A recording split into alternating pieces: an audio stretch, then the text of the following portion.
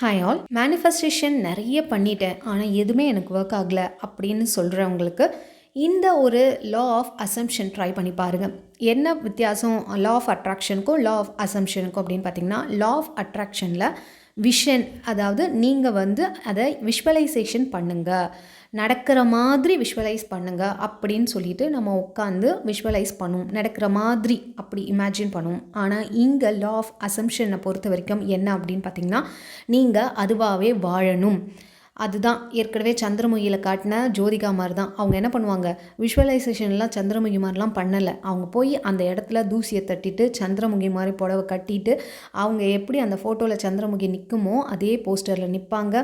அந்த ஆர்னமெண்ட்ஸை எடுத்து போட்டுப்பாங்க. தன்னை சந்திரமுகியாக உணர்ந்த தருணம் ஜன்னலை ஓப்பன் பண்ணி பார்ப்பாங்க. ஸோ இப்படி எல்லா விஷயங்களுமே சந்திரமுகி பண்ணதை அப்படியே உள்வாங்கி அவங்களும் பண்ணும் பொழுது தானாகவே அவங்களுக்கு அந்த ஒரு தெலுங்குன்ற லாங்குவேஜ் தெரியலனாலும் அந்த பேச்சு அதிகமாக வரும்ல, அவங்க அது கற்றுக்கலனாலும் அது தன்னை உணர்ந்த தருணம் உள்ளுக்குள்ளே அந்த பிரெயின் போய் கண்ட்ரோல் பண்ணி அவங்கள்ட்டேருந்து அந்த அந்த ஸ்லாங் வருது. இப்படி இவங்க ஒருத்தவங்க ஒரு படம் கிடையாது, இதை மாதிரி நிறைய பேர் அந்த மாதிரி தன்னை தானாகவே உணர்ந்த தருணம் அதர் லாங்குவேஜஸை அவங்க தன்னறியாமலே பேசினதாக நிறைய கதைகள் உண்டு.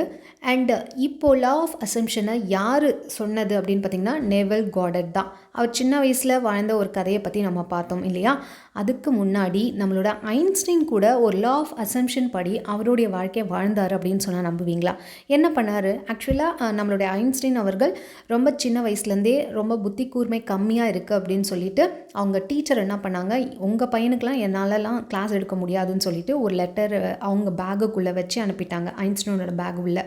ஸோ வீட்டுக்கு போய் அந்த லெட்டரை மட்டும் அவங்க அம்மா கிட்ட கொடுத்துட்ருக்காரு. அவங்க அம்மா படித்து பார்த்துட்டு ஒரு வித ஷாக் ஆகுறாங்க. என்ன எழுதியிருக்கு அப்படின்னா, உங்கள் பையன் ரொம்ப புத்தி கூர்மையே இல்லை, அவனுக்கு எது சொன்னாலும் புரிய மாட்டேது, இனிமேல் நீங்கள் நாளையிலேருந்து ஸ்கூலுக்கு அனுப்பாதீங்க, வீட்டிலே வச்சுக்கோங்க அப்படின்ற மாதிரி சொல்லியிருக்காங்க. ஸோ ஐன்ஸ்டீன் என்ன சொல்கிறாரு, மிஸ் என்ன சொல்லியிருக்காங்க அப்படின்னு கேட்கும்பொழுது அப்போ அவங்க அம்மா அப்படியே மாற்றி சொல்கிறாங்க. ஆக்சுவலி அங்கே என்ன சர்க்கம்ஸ்டன்ஸ் அப்படின்னு பார்த்திங்கன்னா, ஐன்ஸ்டீன் படிக்க தகுதியற்றவர் அப்படின்ற மாதிரி சொல்கிறாங்க.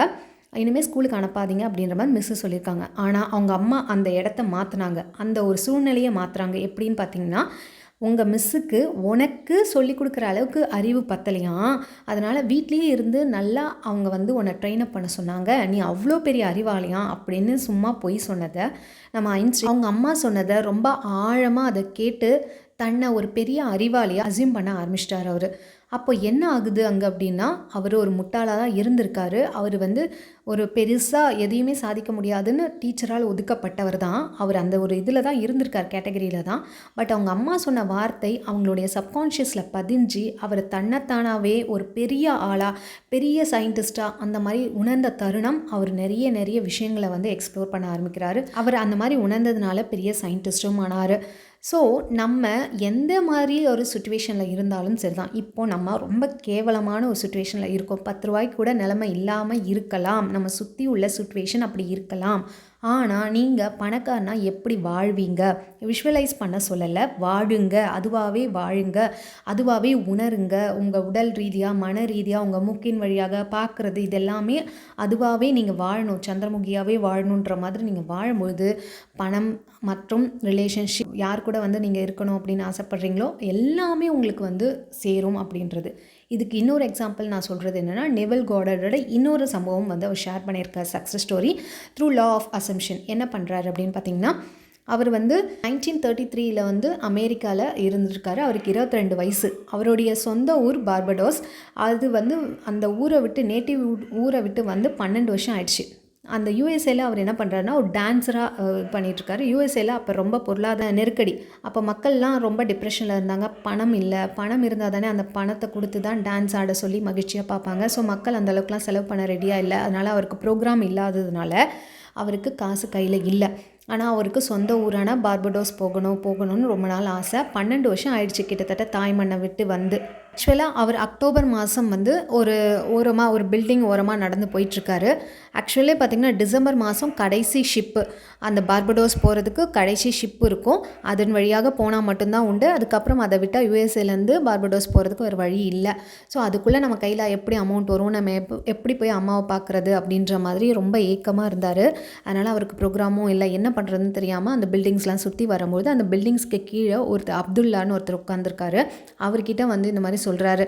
நான் சொந்த ஊரை போகணும்னு நினைக்கிறேன், ஆனால் எனக்கு காசு இல்லை, நான் என்ன பண்ணுறதுனே தெரியல அப்படின்னும் போது அந்த அப்துல்லான்றவர் என்ன சொல்கிறாரு அப்படின்னா, நீ வந்து இப்போ உன் சொந்த ஊரில் தான் இருக்க, சரியா? சொந்த ஊருக்கு போயிட்ட, அங்கே போய் படுத்திருக்க, உங்கள் அம்மா வீட்டில் படுத்திருக்க, உங்கள் சகோதர சகோதரிகள் அங்கே இருக்கிறாங்க. இமேஜின் பண்ணு என்ன பேசுவேன் அப்படின்னு அப்படியே ஃபீல் பண்ணிவிட்டு அதுக்கப்புறம் அங்கேருந்து யூஎஸ்ஏ எப்படி இருக்கும் அப்படின்னு நீ யோசிச்சு பாரு.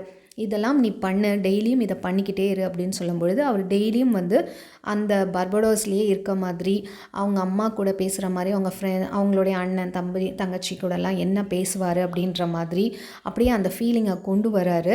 அதுவாகவே வாழ்ந்துட்டு அவர் தூங்கிடுறாரு. அதுக்கப்புறம் மறுபடியும் அதே மாதிரி பண்ணுறாரு. கொஞ்ச நாள் போக அவருக்கு எந்த ரிசல்ட்டும் கிடைக்கல.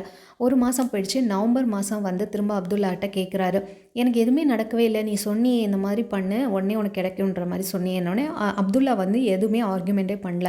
நீ பண்ணு, இது இன்னும் நடக்கணும் சொல்லலை, நடக்காதுன்றதும் சொல்லலை. அவர் எதுவுமே வாயை மூடிட்டு இருந்தார், எதுவுமே சொல்லவே இல்லை. அப்படின்னோடனே நம்ம நெவில் கார்டருக்கு கொஞ்சம் டென்ஷன் ஆகிடுச்சு. இவர் என்ன லூஸா, இவர் பைத்தியம் போல இருக்குது, நம்ம அவர் பேச்சை கேட்டு பண்ணிட்டோமோன்னு தோணிருக்கு. அப்புறம் மறுபடியும் வீட்டுக்கு போயிட்டார். ஆனால் அவர் சொன்னதை ஏதோ சரி என்ன காசாக பணமா எல்லாத்தையும் லாஸ் பண்ணிட்டோம், இது செஞ்சு தான் பார்ப்போமே அப்படின்னு சொல்லிட்டு அவர் சொன்னதை ஏதோ ஒரு ஃப்ளூக்கில் அவர் செஞ்சுட்டு வந்துருக்காரு. அக்டோபர், நவம்பர், டிசம்பர் மாதம் தூங்கி எழுந்திருக்கும் போது அவர் டோர் பக்கத்தில் ஒரு லெட்டர் இருக்குது. டோர் திறந்து அந்த லெட்டரை எடுத்து பார்க்கும்போது அவங்க அண்ணன் வந்து சொந்த ஊரான பார்படோஸில் லெட்டர் அனுப்பியிருக்காரு.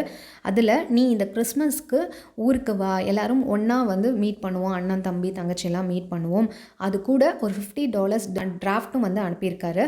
ஷிப்புக்கு நான் சொல்லிட்டேன் ஏற்கனவே, நீ போய் அந்த இதை காட்டி நீ வரலாம் ஷிப் வழியா அப்படின்ற மாதிரியும் சொல்லிட்டார். ஒரே ஹாப்பி பயங்கரமாக. நேராக வந்து நெவில் கார்டன் ஷிப் கம்பெனிக்கு போகிறார். அங்கே போய் இந்த மாதிரி லெட்டரை காட்டினோடனே எனக்கு இன்ஃபார்ம் வந்துச்சு, ஆனால் ஃபஸ்ட் கிளாஸில் உங்களுக்கு டிக்கெட் இல்லை, அங்கே ஒருத்தவங்க இறங்க வேண்டியது இருக்குது, அதுக்கப்புறம் நீங்கள் வந்து அந்த ஃபஸ்ட் கிளாஸில் என்னெல்லாம் அனுபவிக்கணுமோ அனுபவிச்சிக்கலாம், பட் தூங்குறது என்னவோ 3rd கிளாஸ் இதில் தான் கிளப்பில் தான் நீங்கள் தூங்கணும் அப்படின்ற மாதிரி சொல்கிறவனே எனக்கு எது இருந்தாலும் ஓகேப்பா, எனக்கு என் சொந்த ஊருக்கு போகணும்னு அக்செப்ட் பண்ணிவிட்டு வந்துட்டு நேராக அப்துல்லா போய் பார்க்குறாரு. அப்போ என்ன சொல்கிறாருன்னா, எனக்கு இந்த மாதிரி லெட்டர் வந்துச்சு, எங்கள் அண்ணன் போட்டிருக்காரு, கிறிஸ்மஸ்க்கு வர சொல்லியிருக்காரு, அது கூட $50 அனுப்புனாரு, அது மட்டும் இல்லாமல் நான் கம்பெனிக்கும் போய் ஷிப் கம்பெனிக்கும் கேட்டுட்டேன், ஆனால் 3rd கிளாஸ் தான் இருக்குது அப்படின்னு சொல்லும்பொழுது இப்போ அப்துல்லா சொல்கிறது என்னென்னா, நீ தான் ஆல்ரெடி பர்படோஸில் இருக்கியே, அது ஃபஸ்ட் கிளாஸில் தானே போனேன் நீனு அப்படின்னும் போது இவருக்கு ஒன்றுமே புரியல. அப்போ தான் அவர் சொல்கிறாரு, நீ வந்து ஏற்கனவே அங்கே போயிட்ட, ஃபஸ்ட் கிளாஸில் தான் ஷிப்பில் தான் ட்ராவல் பண்ணி போயிருக்க, அங்கேருந்து தான் எல்லாத்தையும் நீ பார்த்துட்ருக்க, இப்போ ஃபீல் பண்ணிகிட்ருக்கன்ற பொழுது தான் அப்போ தான் அவருக்கு புரியுது இவர் என்ன நமக்கு டீச் பண்ண வராரு அப்படின்னு சொல்லிட்டு. எந்த சூழ்நிலையாக இருந்தாலும் நீங்கள் இமேஜின் பண்ணால் கண்டிப்பாக நடக்கும் என்பது உண்மை. ஆக்சுவலி ரியாலிட்டி ஒன்று சொல்லும், இந்த ரியாலிட்டி தான் நீ இதில் தான் வாழற அப்படின்னு சொல்லிட்டு. ஆனால் அந்த ரியாலிட்டியே மாற்றக்கூடிய ஒரு சக்தி நம்மளுடைய சப்கான்ஷியஸ்க்கு இருக்குது. அதுதான் வந்து அந்த அசம்ஷன். நீங்கள் எப்படி வாழணும்னு நினைக்கிறீங்களோ அந்த மாதிரி அசியூம் பண்ணி அதுவாகவே வாழுங்க. அந்த எமோஷன்ஸை மெயினாக அது எமோஷன்ஸை கொடுக்கணும். எப்படி நீங்கள் வாழும்போது எப்படி ஃபீல் பண்ணுவீங்க, அந்த ஒரு கையில் ஒரு 10 லட்ச ரூபா உங்கள் கையில் பணம் கொடுக்குறாங்க திடீர்னு நீங்கள் கேட்ட பணம், அப்போ எப்படி இருக்கும் அந்த ஹாப்பினஸை கொண்டு வந்து அந்த உணர்வு பூர்வமாக நீங்கள் கொடுத்துட்டீங்க அந்த வைப்ரேஷன் அப்படின்னா ஆட்டோமேட்டிக்காக உங்களுடைய வைப்ரேஷன் வந்து யூனிவர்ஸோட கலந்து நீங்கள் கேட்டது கொடுத்தே ஆகும் அந்த யூனிவர்ஸ். வேறு வழி ஆப்ஷனே கிடையாது, இதுக்கு வேறு எந்த ஆப்ஷனுமே கிடையாது. இந்த வைப்ரேஷன் நீங்கள் கொடுத்துட்டிங்கன்னா அந்த வைப்ரேஷன் அது கேட்சப் பண்ணிச்சுன்னா உங்களுக்கு கொடுத்தே ஆகும். ஸோ அந்த வைப்ரேஷனை நீ ஹை ஃப்ரீக்வன்சி வைப்ரேஷனை எக்ஸிபிட் பண்ணணும். அதுக்கான இதுதான் எல்லாமே உணர்வு பூர்வமாக அதை அனுபவித்து அப்படி சந்தோஷத்தில் ஹை ஃப்ரீக்வன்சியை நீங்கள் வெளியிடுங்க அப்படின்னு சொல்கிறாரு. நீங்கள் வேணால் இதை மாதிரி ஒரு ட்ரை பண்ணுங்கள். என்னென்னா, ஒரு டூர் போகணும், ஒரு கார் வாங்கணும், சம்திங் ஏதோ ஒன்று பண்ணணும் அப்படின்னா அதை வாங்கும் பொழுது எப்படி ஃபீல் பண்ணுவீங்க, அதில் உட்காந்து எப்படி ஓட்டுவீங்க, அந்த இடத்துக்கு போனால் நீங்கள் என்னெல்லாம் பண்ணுவீங்க, எப்படிலாம் என்ஜாய் பண்ணுவீங்க, அது அப்படியே உணர்வு பூர்வமாக வாழுங்க. அது ஆட்டோமேட்டிக்காக உங்களுக்கு உடனே நடக்கலைனாலும் கூடிய விரைவில் உங்களுக்கு வந்துடும். நம்மளில் சில பேர் வந்து 10 நாள் பண்ணுவோம், 20 நாள் கூட பண்ணுவோம், ஆனால் கன்சிஸ்டன்ட்டுன்றது யாருக்குமே கிடையாது. 1 மாதம் பண்ணுறவங்களாம் உடனே ஆமாம் போய் இதெல்லாம் சொல்லி என்னத்தை நடந்தது அப்படின்னு உடனே விட்டுருவாங்க. அது வந்து நம்ம கைக்கு சேர்கிறதுக்கு ஒரு 3-4 மாதம் கூட ஆகும். அது வரைக்கும் யாருக்கு பொறுமை இருக்கோ அவங்க கண்டிப்பாக வெற்றி ஆவாங்க அப்படின்றதுல எந்தவித டவுட்டுமே கிடையாது. ஸோ எந்த ஒரு ப்ராக்டிஸுமே வந்து கான்ஸ்டண்ட்டாக பண்ணணுன்ற ஒரு மைண்ட் செட்டுக்கு வாங்க. ரொம்ப எதிர்பார்த்துட்டே இருக்காதீங்க, பட் உங்களுக்கு கொடுக்கப்படும் அப்படின்றது மட்டும் பிலீவ் பண்ணுங்கள்.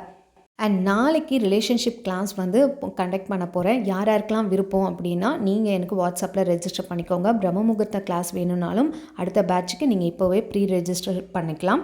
இதை தவிர்த்து பர்சனல் கவுன்சிலிங் வேணும் அப்படின்னாலும் மேலே தர வாட்ஸ்அப் நம்பருக்கு எனக்கு ரெஜிஸ்டர் பண்ணிக்கோங்க. இந்த வீடியோ உங்களுக்கு கண்டிப்பாக பிடிச்சிருக்கும்னு நான் நினைக்கிறேன். பிடிச்சிருந்தா ஒரு லைக் போட்டுருங்க. உங்கள் ஃப்ரெண்ட்ஸ் அண்ட் ஃபேமிலிக்கு ஷேர் பண்ணுங்கள். இது வரைக்கும் சப்ஸ்கிரைப் பண்ணாமல் தான் பார்த்துருக்கீங்கன்னா சப்ஸ்கிரைப் பண்ணிட்டு பக்கத்தில் இருக்க பெல் பட்டனையும் ப்ரெஸ் பண்ணுங்கள். தேங்க்ஸ் ஃபார் வாட்சிங்.